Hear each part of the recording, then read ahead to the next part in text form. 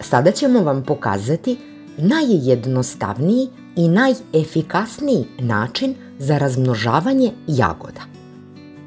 Ova metoda je 100% uspešna. Oko toga ne morate da brinete. Ali je potrebno da povedete računa o matičnim biljkama, da ne biste napravili više štete nego koristi. Zato ćemo vam sve detaljno objasniti i uspeh je zagarantovan. Ovo su takozvani brkovi koje ispuštaju jagode. Na njima se nalaze mali pupoljci, a to su zapravo mlade jagode, od kojih se prave nove sadnice. Ovo je najčešća metoda za razmnožavanje jagoda koju koriste uzgajivači. I to je potpuno prirodan način za razmnožavanje. Ovi mali izdanci jedva čekaju da postanu velike jagode, a vi treba samo malo da im pomognete u tome.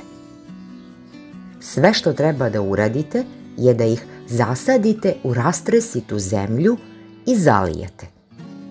Ako to radite posle kiše, kao što ja sada radim, nije potrebno ni zalivanje. Njima će najviše prijati da ih zasadite u prirodno vlažno zemljište. Nakon toga zalivat ćemo ih na svakih nekoliko dana. A sada o čemu treba da vodite računa? Iako ovo možete da radite bilo kada u toku godine, najpovoljniji period je odmah nakon berbe, a to je krajem juna i početkom jula. U to vreme brkovi počinju masovno da rastu. Dakle, nije dobro da istovremeno uzgajate brkove i plodove, jer će matična biljka u tom slučaju trošiti previše energije. Tako nećete imati dobru berbu, niti maksimalno dobre sadnice za razmnožavanje. Nemojte da koristite brkove sa previše mladih jagoda, jer ćete im oduzeti snagu koja im je potrebna da se dobro razviju. Sa takvih biljaka brkove treba ukloniti. Najbolje sadnice ćete dobiti sa plantaža jagoda starih 2 godine. Sa 3-4 godine života jagode daju maksimalan prinos, pa i kod njih treba potpuno ukloniti brkove. Ali kada dostignu 5 godina, njihov koren stari, pa od takve jagode više ne možemo da očekujemo veliki prinos. Zato i njih treba iskoristiti za razmnožavanje. To možete uraditi i u avgustu. Dakle, ukorenite mlade brkove i presadite ih gde želite. A staru jagodu možete u potpunosti da uklonite. Ovi izdanci jagoda puštaju koren za 2-3 nedelje i tada je vreme da im presečete vezu sa matičnom biljkom.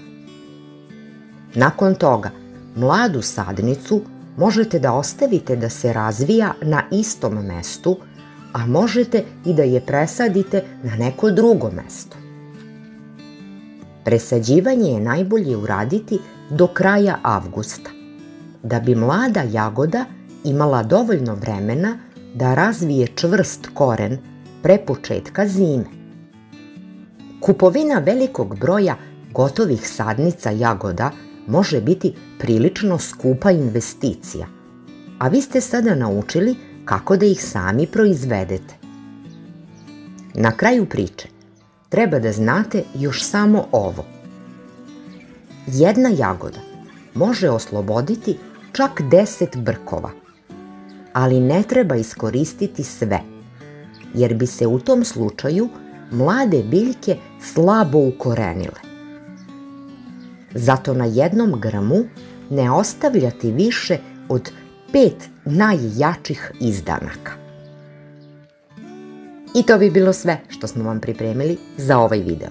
Ako vam se dopada, Pratite naš YouTube kanal klikom na crveno dugmence subscribe ili prati. Time ćete podržati naš rad.